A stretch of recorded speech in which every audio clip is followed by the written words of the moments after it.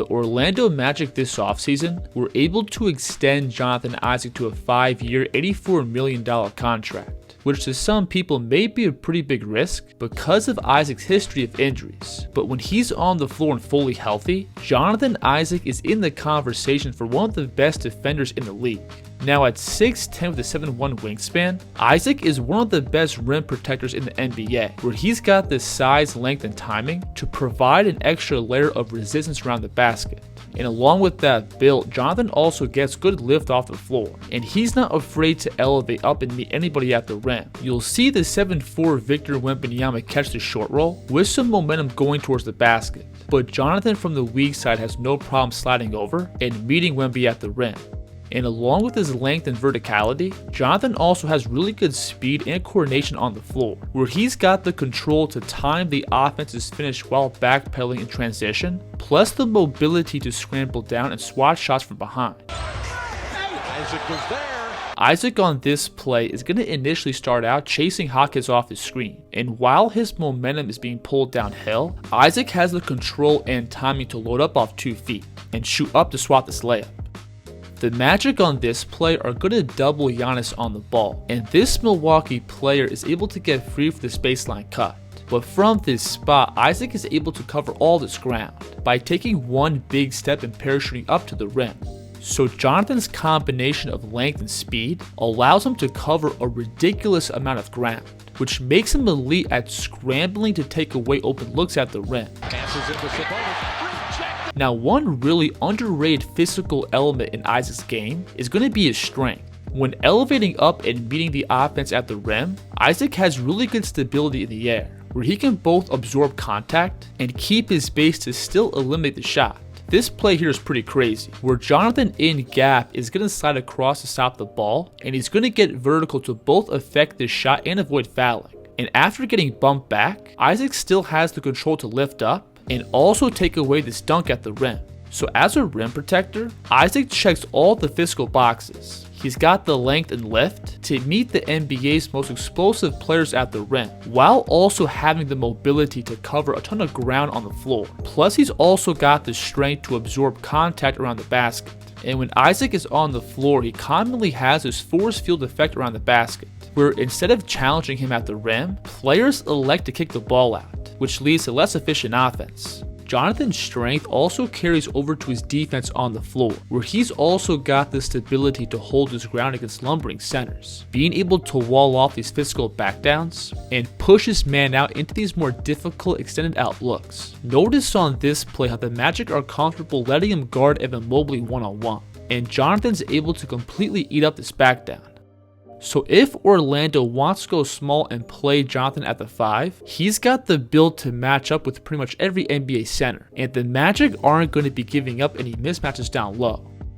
Now what really makes Isaac special as a defender is that on top of his paint presence, he can also extend out and guard on the perimeter. When defending on the ball, Jonathan has really quick feet, being able to keep the offense in front and funnel them into these difficult contested pull-ups. When guarding out beyond the 3, Isaac's balance also plays a big factor, especially when guarding shifty scores, because there's many times on the ball where the offense is initially able to shift Jonathan out of their frame, but Isaac's still able to keep his balance and extend up to give a great contest.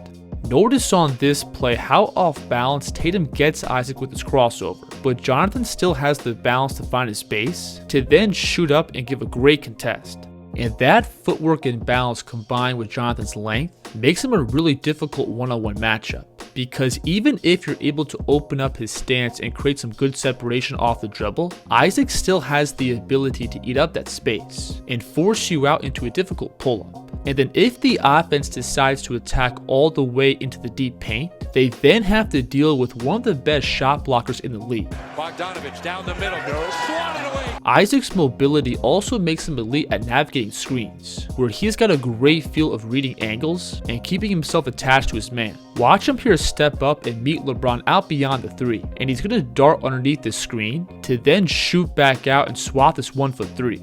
We'll see him here initially get clipped by the screen, but Isaac still has the foot speed to scramble down and eliminate the shot.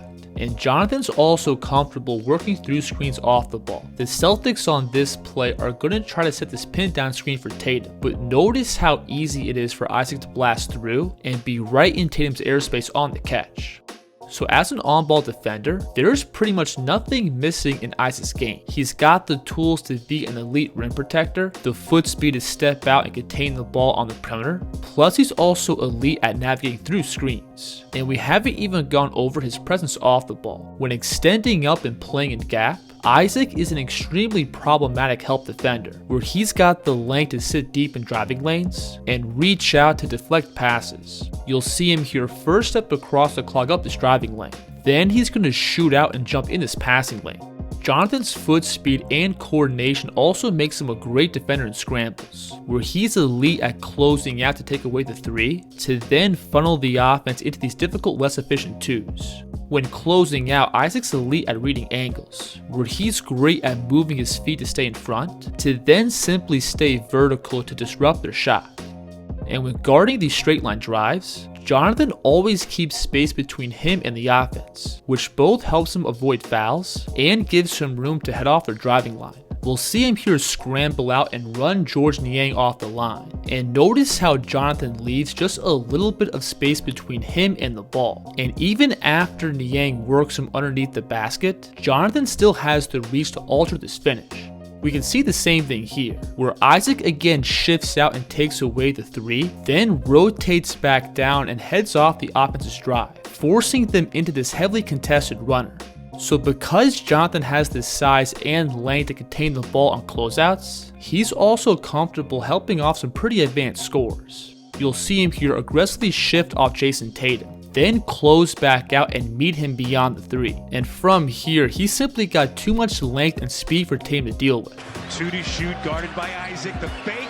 Isaac, boy, played it. And if Jonathan is playing the 5, he's also comfortable playing some traditional drop coverage, being able to effectively stop the ball, as well as eliminating the pass to the screener. And this is where Isaac again physically has the best of both worlds, where he can step up and meet the ball at the level of the screen, to then shift back down, and also have the strength and length to prevent any easy looks at the rim.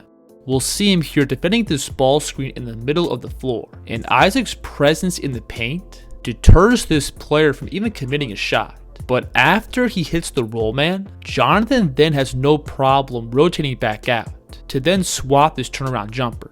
So the Magic last year had a top 3 defense across the league, and I see that continuing to be the case over the next few seasons. And Jonathan Isaac is going to be a centerpiece in that structure, where he can be effective from literally every spot on the floor. He can defend the rim as a traditional 5-man or a weak side helper. His length makes him a monster defender in gap, plus he's got the mobility to step out and guard the league's best perimeter scores. I think if Isaac can consistently stay healthy going forward, he's easily going to be in the conversation for best defender in the NBA.